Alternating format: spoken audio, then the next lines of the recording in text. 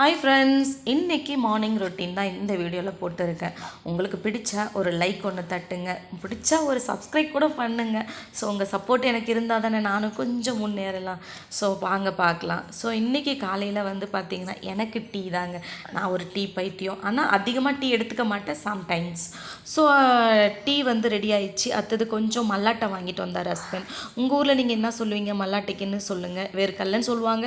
நாங்கள் எங்கள் ஊரில் மல்லாட்டைன்னு சொல்லுவோம். பொங்கலுக்கு ரெடி பண்ணுறதுக்கு 1.5 டம்ளர் பச்சரிசி எடுத்துக்கிட்டா 1/2 டம்ளர் பாசிப்பருப்பு எடுத்தாச்சுங்க. அதுக்கப்புறம் என்ன, இதை ரெடி பண்ணணும், பொங்கலையும் ரெடி பண்ணணும், பொங்கலுக்கு சைட் டிஷ் என்ன அப்படின்றதையும் ரெடி பண்ணிடணுங்க. ஸோ இப்போ தண்ணி வச்சு ஊற வச்சு ஒரு 10 நிமிஷம் ஊற வச்சிடணும். ஸோ ஊற வச்சதுக்கப்புறம் டீ வர ரெடி ஆகிடுச்சு, நடுவில் சர்க்கரையும் போட்டாச்சு.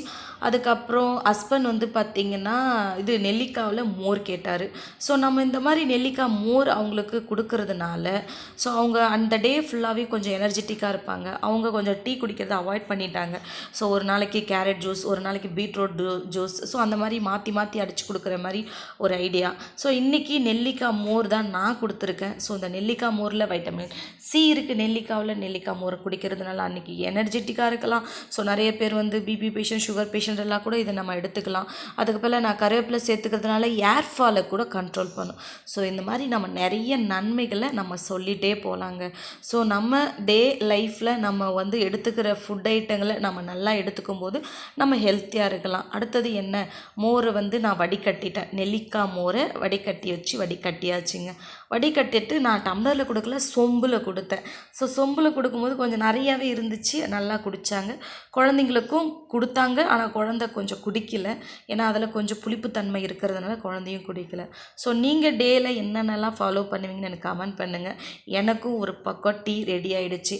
அடுத்தது குக்கரில் பொங்கல் வைக்கணுங்க. பொங்கல் வைக்கிறதுக்கு நான் தண்ணி பார்த்திங்கன்னா ஒரு டம்ளர் அரிசிக்கு 2 டம்ளர் தண்ணி ஊற்றுவேன். ஸோ கரெக்டான பக்குவம் வந்துடும். ஸோ கொஞ்சம் தலை எக்ஸ்ட்ரா வேணும்னா நம்ம எக்ஸ்ட்ரா 1 டம்ளர் ஊற்றிக்கிறதுல தப்பே கிடையாது. ஸோ அடுத்தது என்ன, கொஞ்சமாக ஜீரகம் போட்டு தண்ணியும் ஊற்றியாச்சு. அதுக்கப்புறம் கொஞ்சமாக எண்ணெய் ஊற்றிக்கோங்க. அது பொங்கல் நல்லா பர்ஃபெக்டாக வரும், நல்லாவும் இருக்கும். அடுத்தது வேர்க்கல்லையே அவிச்சாகணும், குழந்தைக்கு கொடுக்கணும். அப்புறம் ஹஸ்பண்டும் கேட்டாங்க. ஸோ வேர்க்கல்லையில் இருக்கிற அந்த மண்ணெல்லாம் வெளியில் வர்றதுக்கு நான் ஃபஸ்ட்டே தண்ணி ஊற்றி வச்சுட்டேன். அது கொஞ்சம் க்ளீனாகும். ஒரு 10 நிமிஷம் ஊற வச்சோம்னா ஈஸியாக கழுவி எடுத்துடலாம்.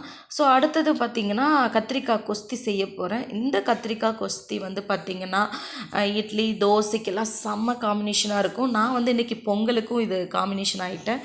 ஸோ என்னென்னா தக்காளி வெங்காயம் போட்டுட்டேன், 2 பச்சை மிளகா, ஒரு 4 கத்திரிக்காய், ஒரு 4 பல் பூண்டு போட்டாச்சு. அப்புறமா கொஞ்சமாக மஞ்சள் பொடி போட்டு தேவையான அளவுக்கு தண்ணியை ஊற்றி கொஞ்சம் ஜீரகமும் போட்டுக்கோங்க. போட்டு தண்ணியை விட்டு இதில் என்னன்னு பார்த்தீங்கன்னா மினிமம் இப்போ பொங்கல் ரெடி ஆயிடுச்சு. ஒரு 4 விசில் விட்டுக்கோங்க கத்திரிக்காய் கொஸ்திக்கு. இப்போ பொங்கல் எனக்கு சூப்பர் பர்ஃபெக்டாக ரெடி ஆகிடுச்சு. நான் மொபைல் ஃபோனில் நானேவே வீடியோ எடுக்கிறதுனால அவ்வளோ கிளியராக இல்லை, யாரும் எதுவும் நினைக்க வேண்டாம். அடுத்தது பொங்கலுக்கு தேவையான உப்பையும் போட்டாச்சு. உப்பு போட்டு கிளறி விட்டாச்சு. ஸோ கிளறி விட்ட பிறகு என்ன, அடுத்தது பொங்கலுக்கு கண்டிப்பாக ஒரு தாளிப்பு வேணும். ஸோ தாளிப்புக்கு நெய் கெட்டி ஆகிடுச்சு, ஃப்ரிட்ஜில் வச்சதுனால நெய் போட்டாச்சு.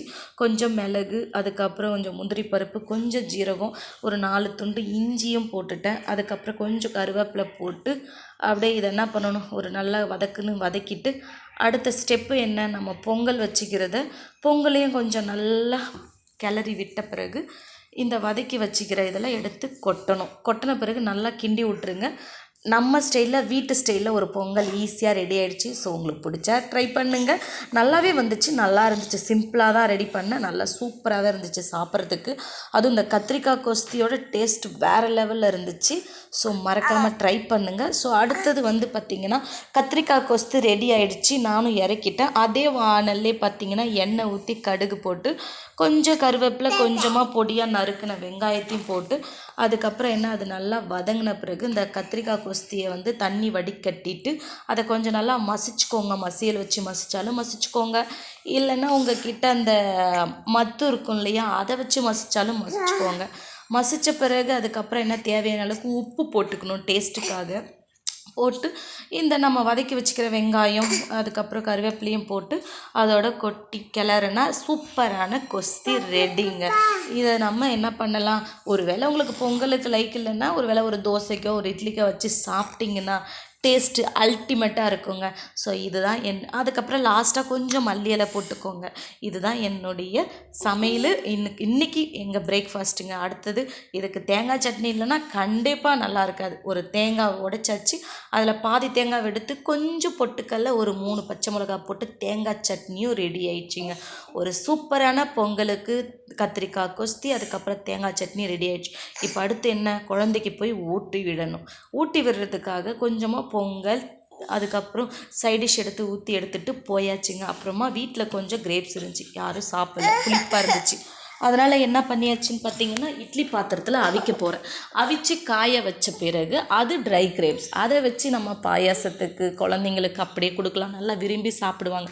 ஸோ இதுதான் என்னுடைய டே ரொட்டீன். ஒரு பக்கம் கல்லையும் வெந்துட்டுங்க. கண்டிப்பாக இந்த வீடியோ உங்களுக்கு பிடிச்சிருக்குன்னு நினைக்கிறேன். ஸோ நானே போட்டேன். ஸோ கொஞ்சம் சப்போர்ட் பண்ணுங்க ஃப்ரெண்ட்ஸ். Bye bye. இனிமேல் காய வைக்கணும், அதுக்கப்புறம் ஃபைனலில் காமிக்கலாம். பாய்.